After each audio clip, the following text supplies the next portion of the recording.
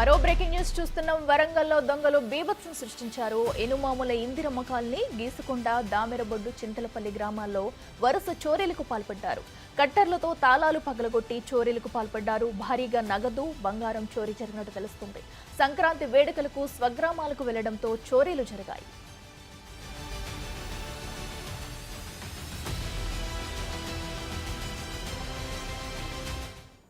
నిన్న ఉదయం 11 గంటలకి వెమ్లవాడకు బయలుదేరినాం. మా పిల్లలను, మా సారు, మేము నలుగురం కుటుంబ సభ్యులం వెమ్లవాడ జాతర పోతామని ఇంట్లో గోల్డ్ను, సిల్వరు, క్యాష్ పెట్టే వెళ్ళినాం.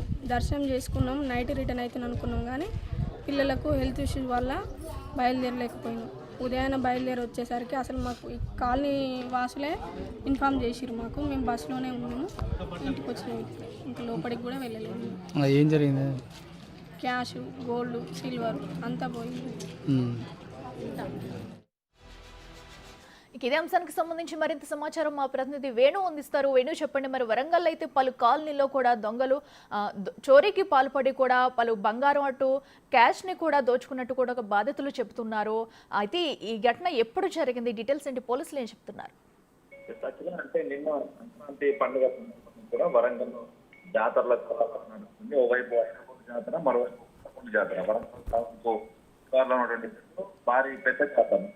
ఆ జాతరను పురస్కరించుకొని కూడా ఇళ్లకు తాళాలు చేసి జాతరలో బాధపడటం, దాంతో పాటుగా కొంతమంది రిసెప్షన్ ఇంట్ల కోసం పోవడంతో ఇదే అదనంగా బాధిస్తున్న దొంగలు దాదాపుగా వరంగల్ టౌన్ కు సంబంధించి 18 చోట్ల దొంగతనం పాల్పడినట్టుగా ఇప్పటివరకు అయితే అప్డేట్ అయితే అనుకున్నాం. అందులో ప్రధానంగా వరంగల్ సంబంధించిన 8 number colony, Indira colony, Geesugonda, దానగా, చింతలపల్లి గ్రామాన్ని, నర్సంపేట, వరంగల్ నుంచి నర్సంపేట వెళ్ళేటువంటి రహదారికి ఆనుకున్న గ్రామాలు, దాంతో పాటుగా ఆనంకొండ, కేకేసి, కొత్తగా కరీంనగర్ హైటెక్ అంటే వెళ్తూ దొంగల ముఖాలు ఒక చోట దొంగతనం చేస్తూ వాళ్ళు పారిపోయే మార్గం గుండా వెళ్తూనే మరొక ఫ్యామిలీలో దొంగతనం చేస్తూ కూడా ఒకే రకమైనటువంటి ముఖాలు ఈ యొక్క దొంగతనం పాల్గొంటున్న ప్రస్తుతం అయితే పోలీసులు అంచనా వేస్తున్నారు. ప్రస్తుతానికి క్రూజ్ టీం ద్వారా అయితే పోలీసులు ఈ యొక్క దొంగలు గుర్తించిన పనిలో ఉన్నారు. మొత్తంగా ఈ రోజున మరికొంతమంది కూడా ఇంకా వెకేషన్లకు రాని నేపథ్యంలో వాళ్ళు వచ్చిన తర్వాత కూడా మరిన్ని దొంగతనాలు ట్రేస్ అయ్యే అవకాశం కనిపిస్తుంది. ఏదేమైనా కూడా సంక్రాంతిని పురస్కరించుకొని బయటికి వెళ్ళేటప్పుడు కొంత జాగ్రత్తలు తీసుకోవాలని కూడా పోలీసులు ముందు నుంచే కూడా హెచ్చరికలు స్టార్ట్ చేస్తుంది. అయినా కూడా యజమానులు కొంత జాగ్రత్తలు పాటించకపోవడంతో దొంగల చేతివాటం చూసినట్లు.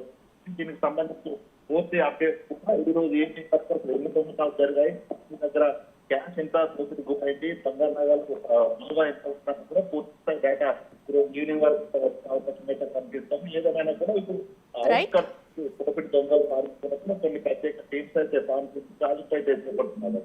Right Venu, thank you.